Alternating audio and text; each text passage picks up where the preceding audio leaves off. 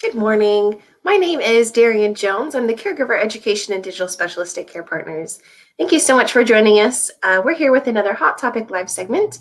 We're so excited to be joined today by Teresa Williams from the Auberge at the Woodlands and Kingwood. We're going to be talking about how to let go without giving up. We know times are really stressful right now, and just caregiving in general can be a really hard thing to do. So it's really important to know how to let go without really giving up. So she's going to tell us all about that in just a minute. And before we get started, I want to just tell you a little bit about what's going on at Care Partners. We have several online caregiver conferences coming up. You can find all of that information on our website. Just go to the events calendar section. And then we're also providing a lot of online resources right now due to the coronavirus pandemic. You can find downloadable gathering place guides, activity calendars, and information on how to join our Common Ground every Tuesday and Thursday support group, as well as our Gathering at Your Place every Thursdays. Those are on Zoom, and they're really fun activities just to help stay connected during this time. And then just a reminder, I did mention at the caregiver conferences, we're really excited about that.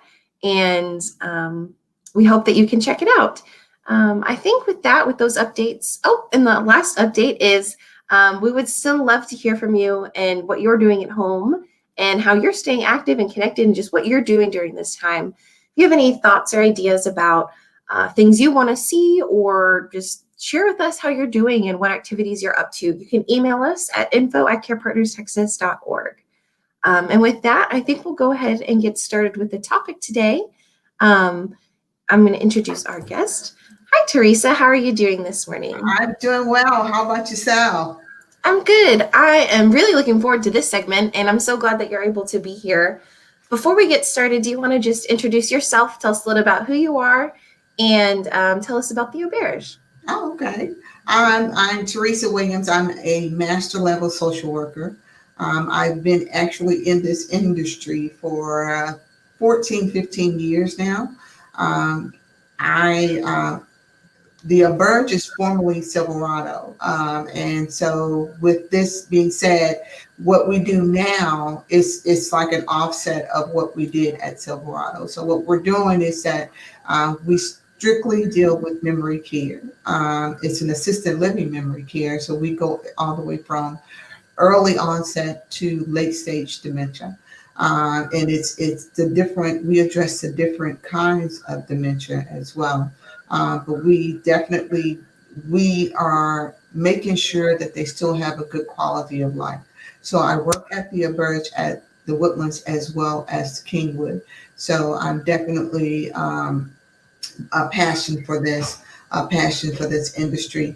And what I'm going to talk about today is basically how to still love someone, still care for someone, although you have to make that decision to place someone. Dementia is a progressive disease, and what we deal with it as they go from early all the way to end of life is that it changes. We understand as being a caregiver that it's you have to change as well. So what we're going to talk about is how to care for somebody, how to make that hard decision, although you've made that decision with somebody as a spouse or as a child that you don't want them to. You never said that they would go into a home or go into an assisted living or go into a memory care. You made that promise to them, but you also made that promise pre-dementia. That you didn't realize how hard it would be in order to continue to love someone as you see that disease progress. So deciding to have that decision to move somebody into long-term care, it can be a difficult decision. In many cases, the decision is made after a period of reflection and investigating. So it's important that you do your due diligence to check on that community, to check on that care home, to check on that nursing home in order to get that best fit for your loved one. So you have made a choice once you make that choice based on balancing what is best for your loved one, what the type of environment that you think that they would be in, you have to be able to let go. And it's a grieving process. It's a process, a grieving process for you as well as that person that has dementia. You're going to experience those different phases. You're going to experience that guilt, um, that feeling of being guilty, of anger, of not being able to let go. So once you make that, you may feel guilty that you have not been able to keep your relative at home for longer than you did. But of course, with this disease, there comes issues that they experience. Some people have behaviors. Some people go through a period of depression for them as well, because although their mind it's leaving, their brain it's kind of shutting down, they still feel those things that you feel. They still, it's even more intensified because they cannot process what's going on with them. Why can't they remember? And you're experiencing the same thing. Why can't they remember? But of course, with this disease process, it takes that away from them. It takes that memory away. It takes that memory of doing basic things as how to brush your teeth, how to know what a utensil is used for, and how to go to the process that we do. They no longer have. So it's a very horrific, and it's very a disease where you're feeling that emotion as well as they're feeling that emotion. So you feel guilty that you can't take them or keep them at home with you, that you cannot provide that care, because you have to think that if they're not sleeping at night, then you're not sleeping at night. Um, if they're not eating, then you're trying to think of ways to try to help them to eat. So it weighs on you as trying to be the caregiver, as for the spouse, as for the adult child, as for that partner. you you're looking at them and say, okay, why can't you do this? So it's hard for you to process what they're going through, as well as it's hard for them to process what they're going through. um, Caring for somebody with dementia does not mean that you love them any less. Putting them in a home does not mean that you love them any less. It means that this is a disease. You realize that this is a disease, and you're trying to look for the best option for them. It's just like if they had cancer, you will want the best treatment option for them. So you're looking for the best treatment option for your loved one. What can they do to help enhance their quality of life? What can you do to help you to care for them? So the guilt process, if a person has problems settling into the home, this will add to your own distress and feelings.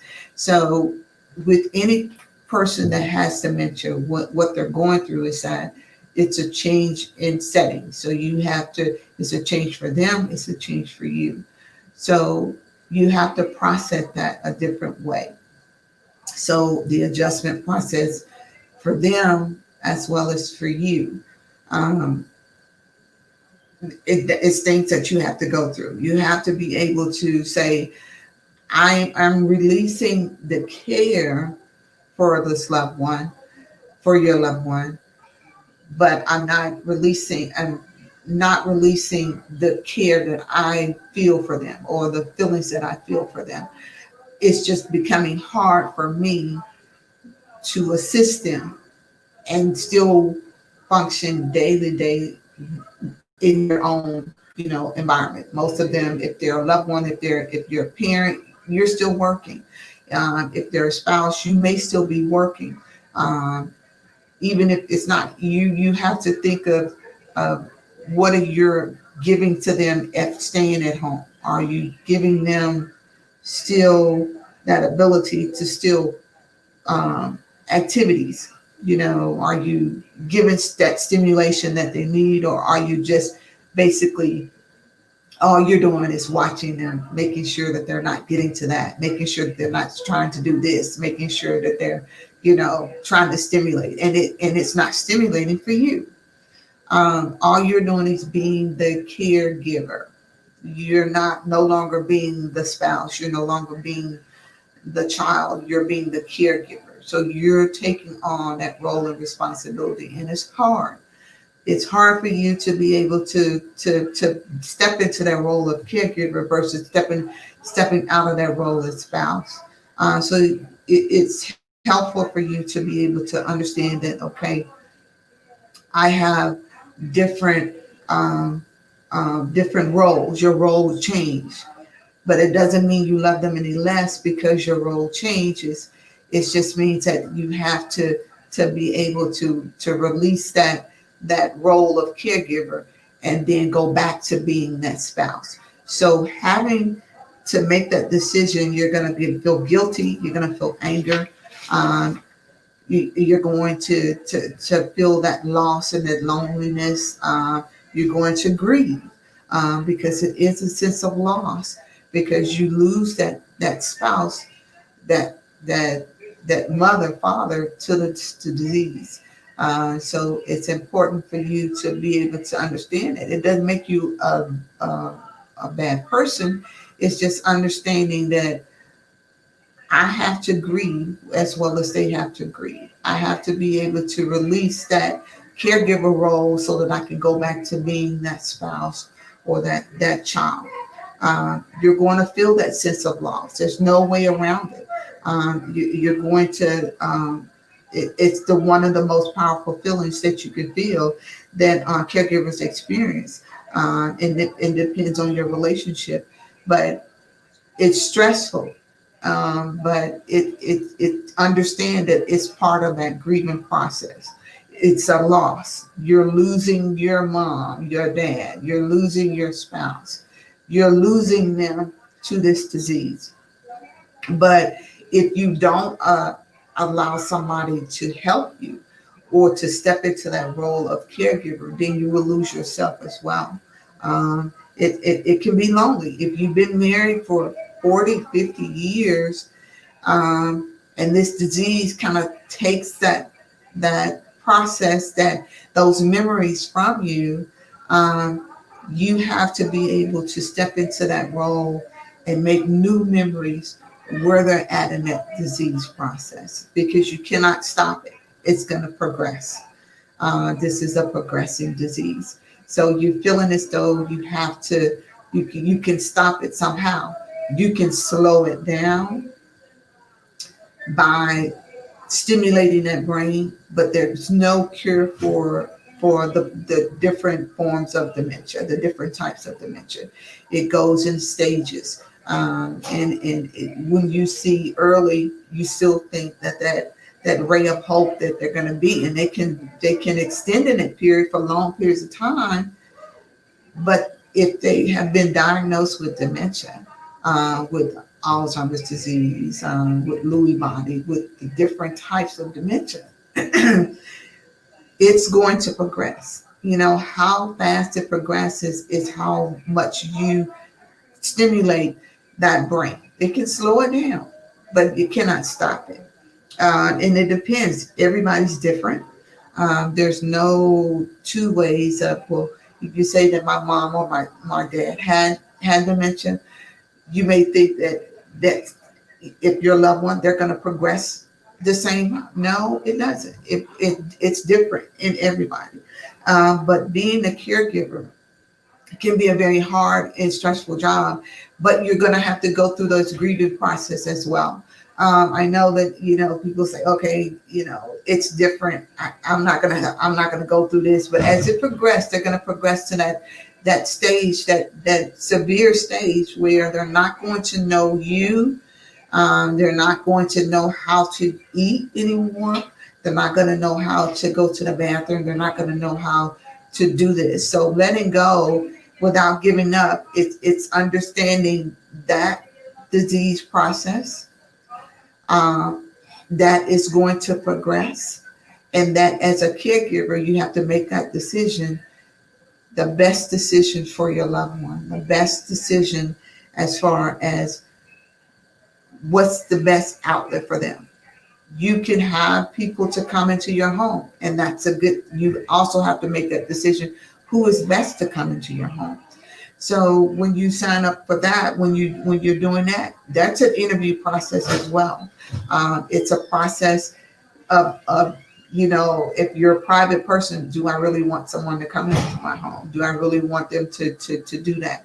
But you also have to be able to make sure that when they come into the home, they're stimulating your loved one too. They're providing that caregiver. They're taking that hard task from you, and then you're being able to go back to loving mom and dad, or loving that spouse, or loving that partner, where they're at in that disease process. You're still grieving. Um, there's a different assumptions about, the different types of different types of caregivers. Um, you have that nursing home, you have that memory care unit, you have um, care homes that they can go into, or you have the people that can come into your home 24/7. It is a 24/7 job. Um, to take care of somebody with dementia. I'm not just saying that because I work in it, but it is. It's a 24-hour a day, because when their mind is not telling them what's safe or unsafe, and as the caregiver, you're the one that's being there, taking care of them, but you have to understand that those little moments of clarity, when you feel like as though they're being clear, that you think that, okay, that there's hope, but those are little moments. This disease will progress, and being able to let go and understand that it will progress is very important for your peace of mind, as well as for that person that has the disease, because it's important. They're looking at you as the one that going to make those hard decisions about how they're going to live, how their life is going to progress, or how they're going to have a fulfilling life towards the end of this disease.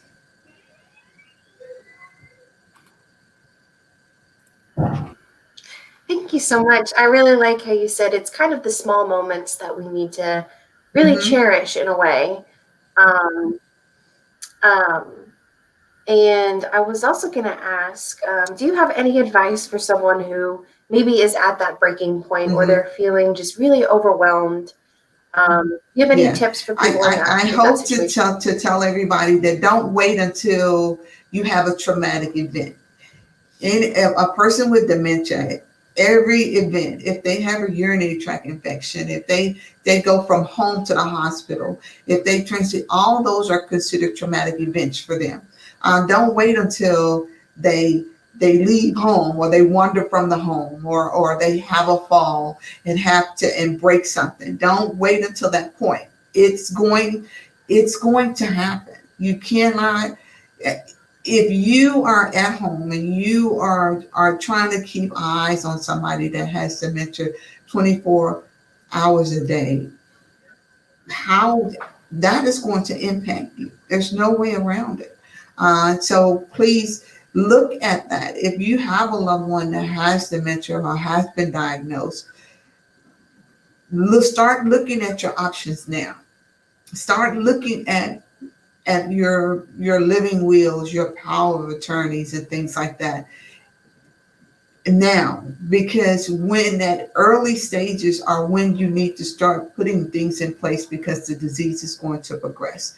Don't wait till you have a traumatic event, or when they fall, because if they go to the hospital, if they break something, those are traumatic events that can speed that process up, and it's going to be bad for you.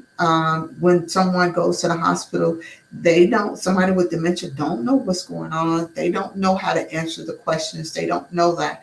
So those are considered traumatic events. So don't wait until those events happen. Start planning, start getting the living wills or power of attorneys in order now rather than later. Start looking at your options, whether or not you feel as though you can have someone to come into the home, at night, or just or during the day, or even if you're still working during the day while you're at work and you take care of them at night. It's going to progress to the point where you are not going to be able to get any sleep at night because you're worried about whether or not they're wandering, whether or not they're going to go out of the house. Start preparing yourself, if you make that decision to have them at home, to have locks on the doors, or to lock it in a way that they can't just open it. Start preparing yourself for the stove and the appliances that can be turned on and them not knowing that it's on, or putting something in the microwave that may blow it up. Start preparing yourself for those things. Start preparing yourself for end of life. What decisions would you want them to do? Do you want them to, when they stop wanting to eat, when they stop being able to feed themselves, what would you want to do? Do you want a feeding tube? Do you want to go to those routes? Start preparing yourself now in the early stages where you can still talk to your loved ones and get their input. When somebody with dementia, they want to be heard. It's frustrating when they can't come up with the words to say to you. But those early stages, you can talk to them about what they would want it to look like toward the end stages of the disease. So talking to them and getting their input is very important. And even when you're moderate to severe dementia, when you have someone talking to you with dementia, the words are not going to be just like a normal conversation. And you get frustrated when you don't understand them, and they can get frustrated when they're not able to express to you exactly what they're trying to say. So listen, all they want is to be heard. But if you talk and if you've expressed, and if they've expressed to you what they want it to look like toward the end, then you're already prepared. That's a weight off of your shoulder, so you won't have to make that decision during that traumatic event. Thank you so much for that. I think it's a really great a reminder, I guess, getting prepared. It's never too early to get prepared when it comes to care and your loved one. Thank you so much for being here and sharing with us. And I did want to put up the website addresses for the Auberge at Kingwood and the Auberge at the Woodlands. They do have a couple other properties around Houston, so you can be sure to check that out as well. And other than that, did you have anything else to say? I just wanted to say that, it's important to build a support-based system, even if it's not just somebody, just a friend or another family member that's going through the same thing. It's important that you build that support. We do offer support groups. We did prior to the pandemic. Once this opened back up, we will start our support groups back again. And it's like the second Thursday of every month in the Woodlands, and then it's the first Saturday of the month in Kingwood. But the support groups are not just me trying to get you to come to our community. The support group is talking about topics that you have an interest in, topics about other people with dementia are going through, topics about how to deal with somebody that has experiencing these mood and behavior or experiencing these depression spells, topics about what do I do if I do or do not resuscitate, or do I not? When is the best time to experience that? So that's when I say to start planning early, because it will progress. If you talk to that person that has in those early stages, they can have an input as to what they want it to look like. But you also need to make sure that you're expressing your concerns for what this disease will look like as it progresses. going on the internet, finding out as much information as you can about dementia. It is different for everybody. The process is different for everybody. How they go through it, it's everybody, but it's a very stressful. If you're trying to care for somebody with dementia, then you're neglecting your care. And that stress is very hard on you. If you're trying to take them to the doctor all the time, if you're trying to make sure that they're eating, to making sure that they're not wandering, to making sure that they're not falling, then how are you caring for yourself? So self-care is very important for you when you're caring for somebody with dementia, but it's also important that you understand that this disease will progress and understanding that you have a plan in place. Just because you have a plan, that does not mean that it will not change. You have to look and understand that these changes are going to happen. Some of them slower, some of them faster, but they will happen. And they will progress. The disease will progress. So it will be a change for you. It will be a change for that loved one. It's a grieving process. It's an emotional process. But if you're finding out, if you're going through the process and understanding that it is going to happen, accept that it's going to happen, then you can, it's not going to be easy, but it will happen. Thank you so much again just for being here and sharing with us. And thank you everyone at home for tuning in. We will be back again next week with some more Hot Topic Live segments, and we have a ton of online resources, as I mentioned before. All of these videos are up on our website, so be sure to check that out. Just thank you again, Teresa, and we are going to close it off for today. But thank you again, and have a great rest of your week, everyone.